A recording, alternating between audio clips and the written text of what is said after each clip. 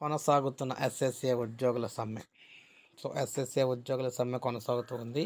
తమకు minimum time scale అమలు చేయాలని ఇతర డిమాండ్లతో సమగ్ర శిక్ష అభియాన్ ఉద్యోగులు చేపట్టిన నిరవధిక సమ్మె 3వ రోజుకు చేరిందన్నమాట.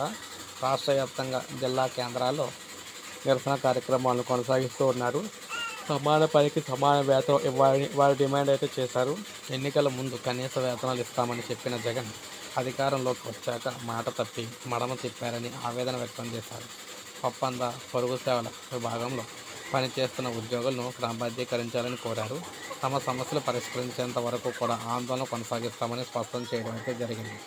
అందువల్ల ప్రభుత్వం కనికరించి సమాన పనికి సమాన వేతనం మినిమం టైం స్కేల్ అయితే అమలు చేయాలని చెప్పేసి వీరైతే కోరుతూ ఉన్నారన్నమాట.